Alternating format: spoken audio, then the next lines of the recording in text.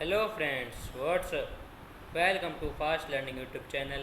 मैं हूं हर्षित गर्ग और आज मैं आपको ज्योमेट्रिक प्रोग्रेशन चैप्टर पढ़ाऊंगा और इसमें प्रॉपर्टीज़ बताऊंगा ज्योमेट्रिक प्रोग्रेशन की क्या क्या होती हैं। अगर आपने हमारी इस चैप्टर पर पहली वीडियो नहीं देख रखी जिसमें हमने बेसिक्स के बारे में डिस्कस करा था, जनरल टर्म कैसे निकालते इस बारे में डिस्कशन करा था, आप उस वीडियो को पहले देख लें, फिर आप उस बाद हमारी ये वाली वीडियो को देखें तो आपको अच्छे से ज़्यादा समझ में आएगा। चलिए आगे कंटिन्यू करते हैं। तो मैं आज क्या करना है, प्रॉपर्टीज़ ऑफ ज्योमेट्रिक प्रोग्रेशन। किसी भी ज्योमेट्रिक प्रोग्रेशन की प्रॉपर्टीज़ क्या क्या होती हैं। ज्योमेट्रिक प्रोग्रेशन में पहली प्रॉपर्टी है the ratio between the conjugative term of a GP is always the same. मतलब दो कॉन्जुगेटिव टर्म्स के बीच का जो रेशियो होता है वो हमेशा सेम रहता है, मतलब एक तरह से कॉन्स्टेंट रहता है। इसे हम क्या समझ सकते हैं, इसे हमें समझ सकते हैं, मान लेते हैं हमारा कोई वो दे रखा है T1 और दूसरा हमारा दे रखा क्या है T2। ऐसे ही हमने मान लिया क्या हमारा क्या दे रखा है हमें, ऐसे हमें दे रखा है T3 और एंड सोन। ऐसे हमें क्या आगे दे रखा है, कोई हमें जीपी दे रखी है, मान लो क्या है, फॉर्म्स क्या कर रहे हैं, जीपी फॉर्म कर रहे हैं। हमने क्या माना है, क्या कर रहे हैं, जीपी फॉर्म कर रहे हैं। तो अब हमें क्या बता रहा है कि रेशियो जो होगा कॉन्जुगेटिव टर्म्स के बीच का हमेशा क्या रहेगा, हमेशा कांस्टेंट रहेगा या सेम रहेगा, हम ऐसे कह सकते हैं।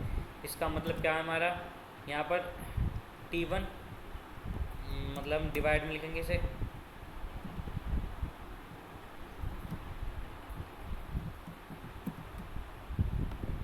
अब हम इसे क्या करेंगे, हमें T1/T2 लिखना है, तो हमें क्या दिखाना है, हमें डिवाइड में दिखाना है।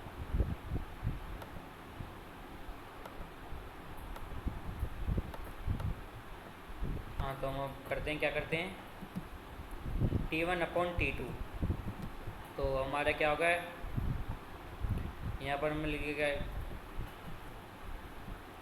हम यहाँ लिखेंगे T1 और नीचे डिवाइड बाई क्या करेंगे, T1 डिवाइड बाई T2। और ये किसके इक्वल होगा, ये रेशियो इक्वल होगा T3 divide by, O sorry, हम क्या करते हैं, पहले दूसरी टर्म अपॉन फर्स्ट टर्म करते हैं। तो मतलब T2/T1 जो वैल्यू आएगी वो किसके इक्वल आएगी, वो वैल्यू आएगी T3/T2 के इक्वल आएगी। ऐसे हम जो है आगे आगे कितने लिख सकते हैं, मतलब कि जो हमारी second term upon first term is equal to third term upon second term, मतलब इनका रेशियो क्या होगा, इनका रेशियो हमेशा क्या रहेगा, कांस्टेंट रहेगा। ठीक है, तो इस तरीके से एक प्रॉपर्टी होती है। जो अगर ये प्रॉपर्टी सेटिस्फाई हो रही है तो हम क्या कहते हैं कि अगर ये प्रॉपर्टी सेटिस्फाई हो रही है तो ये जीपी फॉर्म कर रहा है।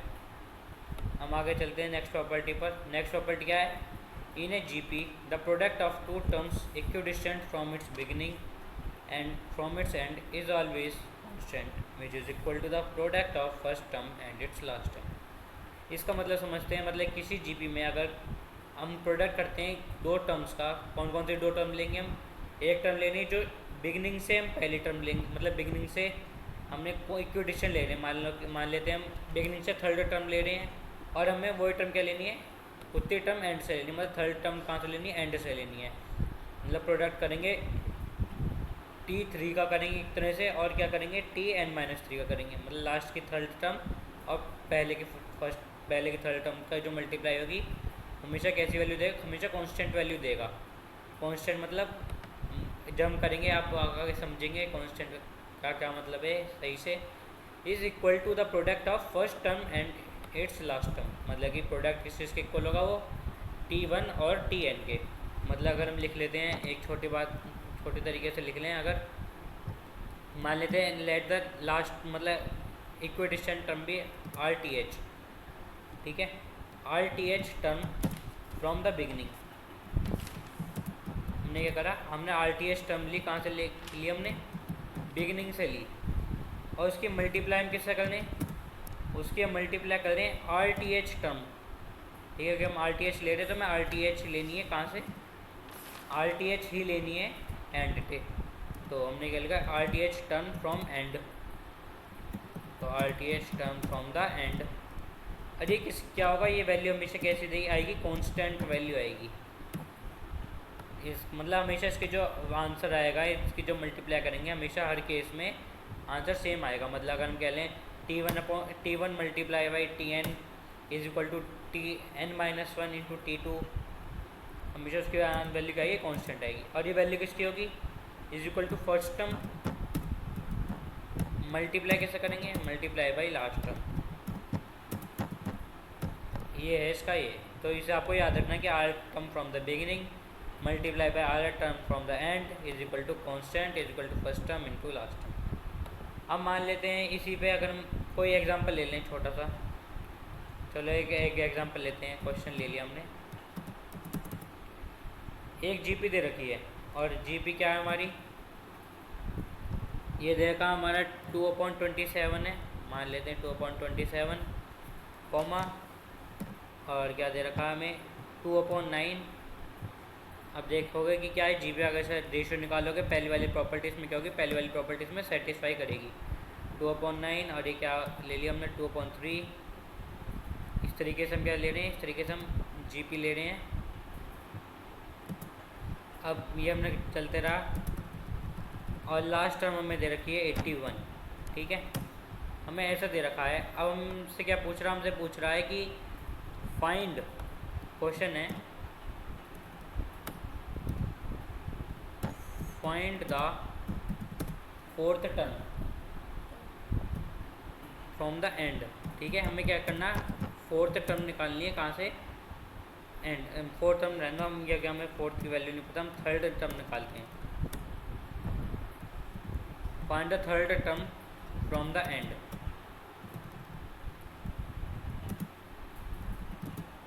फ्रॉम द एंड, हमारे ये क्वेश्चन है, ठीक है। अब हम इस क्वेश्चन को कैसे सॉल्व करेंगे, अगर हमसे ये पूछता है कि find the third term from the and, तो हम इस क्वेश्चन को सॉल्व करने का तरीका देखें। क्योंकि यहाँ पर देखा कि हमें क्या देगा, थर्ड टर्म दे रखी है फ्रॉम द बिगिनिंग 2/3 है उसकी वैल्यू, 2/3 क्या है, from the beginning third term है। हमें क्या निकालना, third term from the and निकालना है। तो हम इसका अगर मान लो हम सॉल्यूशन करते हैं तो हम क्या करेंगे, वाली प्रॉपर्टी 2 लगाएंगे। प्रॉपर्टी 2 क्या है, ये वाली, in a GP product of two terms equal distant from its beginning and from its end is always equal to is always constant which is equal to product of first term and its last term. इसका मतलब अगर हम करते हैं तो मतलब हमारा एक तरह से फर्स्ट टर्म और लास्ट टर्म क्या, 2/27 मल्टीप्लाई बाई किससे करें, मल्टीप्लाई करें हम इसकी 81 से, और ये जो वैल्यू आ रही है वो हमेशा क्या आएगी, कांस्टेंट वैल्यू आएगी। और उसका सम मतलब उसका प्रोडक्ट किसके इक्वल होगा, उसका प्रोडक्ट होगा 2/3, कि हमारा थर्ड टर्म क्या है फ्रॉम द बिगिनिंग 2/3। मान लेते हैं लास्ट टर्म हमारी क्या है, लास्ट टर्म को हमने मान लिया x है, मल्टीप्लाई बाई x, हमने ये चीज़ ले ली, तो ये चीज़ होगी हमारी। अब यहाँ से सीधे सीधे हम क्या करना है, केवल वैल्यू निकालनी है x की, और जब हम निकालेंगे क्या आएगा 2/27 इंटू 81 करेंगे, यह आएगा 6 इज इक्वल टू 2/3। जब सॉल्व करोगे तो 6 आएगा, और ये मल्टीप्लाई किससे करनी है, इसकी मल्टीप्लाई करें हम x के साथ। यहाँ से जब निकालेंगे तो क्या आएगी, यहाँ से आ जाएगी 9 वैल्यू आ जाएगी x की, ठीक है। इस तरीके से हम क्या करेंगे, इस तरीके से वाला क्वेश्चन सॉल्व करेंगे।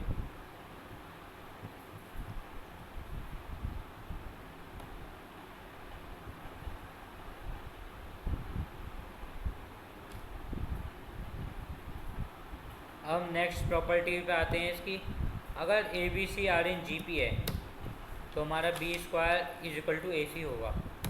B square equal to a c मतलब क्या है, अगर हम एक तरह से देखते हैं, अगर हम लिख लेते हैं if a comma b comma c are in, क्या है ये, अगर हमारा किस में जी पी में, हमने ये मान लिया a b c are in G P, तो हम क्या करेंगे, जी पी में दोनों कॉमन रेशियो इक्वल होगा, तो मतलब बी बाई ए, तो बी बाई ए की वैल्यू होगी किसके इक्वल होगी, वो होगी सी बाई बी के इक्वल, ठीक है। कॉमन रेशियो कैसे निकालते हैं, second term upon first term is equal to third term upon second term. हमारे इस तरीके से क्या निकल के आया, कॉमन रेशियो हमने निकाल लिया, b by a is equal to c by b. हमने क्या करा, क्रॉस मल्टीप्लाई कर दी, तो बी इंटू बी हो गया, तो क्या करा हमने, b multiply by b, b multiply by b, और ये वैल्यू किसके इक्वल होगी, ए मल्टीप्लाई बाई सी। तो यहाँ से हम सॉल्व करेंगे तो क्या आएगा, यहाँ से हमारी ये आगे वैल्यू बी स्क्वायर, और ये वैल्यू किसके इक्वल हो गई, ये वैल्यू इक्वल होगी ए सी के। तो ठीक है, हमने इस तरीके से क्या प्रूव कर दिया कि अगर a b c are in G P हैं तो बी स्क्वायर क्या होगा is equal to a c होगा। और ये प्रॉपर्टी बहुत काम आएगी, ये अधिकतर बहुत क्वेश्चनों में आपको देखने को मिलेगी और इस प्रॉपर्टी से ही क्वेश्चन होंगे सॉल्व। और हम इसे कन्वर्स भी कर सकते हैं, मतलब उल्टा भी अगर आपको दे रखा है क्वेश्चन में b square is equal to a c, तो बताना है क्या ए बी सी जी पी, तो हम क्या कह सकते हैं ए बी सी क्या होगा जी पी में होगा अगर हमारा बी स्क्वायर किसके इक्वल है ए सी के इक्वल। अब नेक्स्ट प्रॉपर्टी पर आते हैं। नेक्स्ट प्रॉपर्टी क्या है इसकी, in a GP if the terms at equal distances are taken these term are also in GP। मतलब अगर हम टर्म्स को ले जो इक्वल डिस्टेंस लेते हैं और वो क्या होंगे वो भी GP में होंगे। मान लेते हैं हम सपोज करते हैं हमने एक GP ली 2, आगे लिख लिया हमने चलो 6, फिर आ जाएगा हमारा 18, फिर क्या आ जाएगा हमारा 54, 54 162 और ये हो गया 486। ऐसे हमने एक GP ले ली। तो अब इससे क्या कह रहा है, अगर हम टर्म्स लें इक्वल डिस्टेंस पर, इक्वल डिस्टेंस मतलब हम पहले टर्म ली, हमने दूसरे टर्म को स्किप कर दिया, तीसरी टर्म ली, तो हम फिर हम क्या करेंगे एक टर्म स्किप करेंगे, फिर चौथे टर्म लेंगे, फिर एक टर्म स्किप करेंगे, फिर अगले टर्म लेंगे।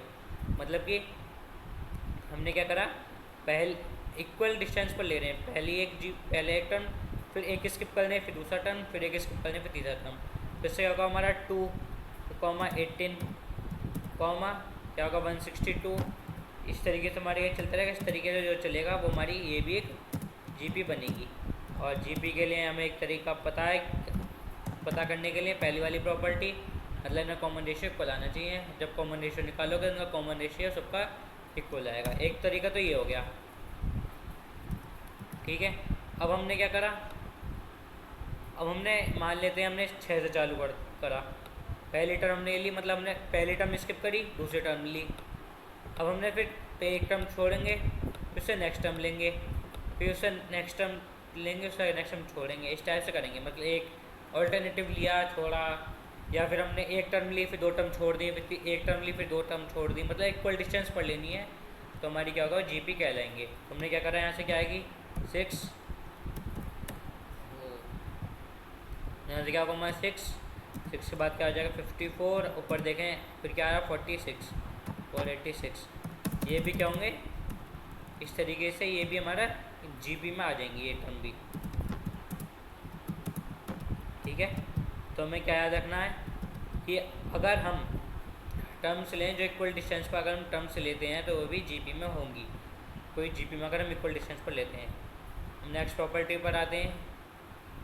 अगर if each term of a GP be multiplied और divide by the same non zero number the resulting series is also a GP, ठीक है। इस प्रॉपर्टी का क्या मतलब है, इसका मतलब है मान लेते हैं हम किसी नंबर को लेते हैं और उसे हम किसी नंबर से मल्टीप्लाई या डिवाइड कर लें तो वो जो रहेगा वो भी जीपी में रहेगा, ठीक है। हमने कोई टर्म ले लिया, मान लो कि ले लिया हमने 2 का 4 हो जाएगा, फिर 8 हो गया, 16 हो गया। इस टाइप से हमने कोई जीपी ली। हमने ये करा इस टर्म को क्या करा, हमने मान लेते हैं हम मल्टीप्लाई करते हैं, हमने करते हैं मल्टीप्लाई द जीपी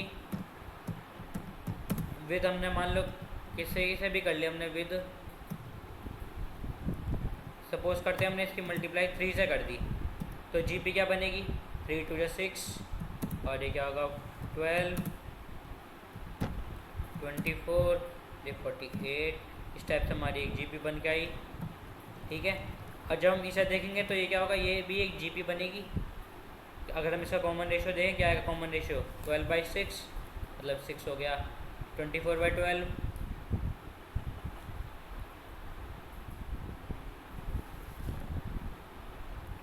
और इस तरीके से क्या होगा हमारा एक ये भी एक जीपी निकल के आएगी।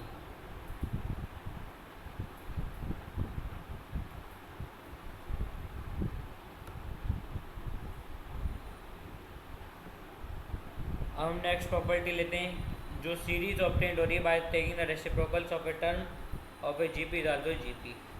अगर हमारी एक जीपी दे रखी है और हम उसका रेसिप्रोकल निकालें तो वो भी क्या होगी, वो भी एक जीपी बनेगी। मान लेते हमने एक जीपी ले ली, क्या 2, 6, 18, 54 इस टाइप से हमने कोई जीपी ले ली, तो हम इसका क्या होगा, इसका रेसिप्रोकल भी क्या होगा, जीपी ही बनेगा। तो हमने इसका रेसिप्रोकल निकाला, इसका रेसिप्रोकल क्या बनेगा, 1/2,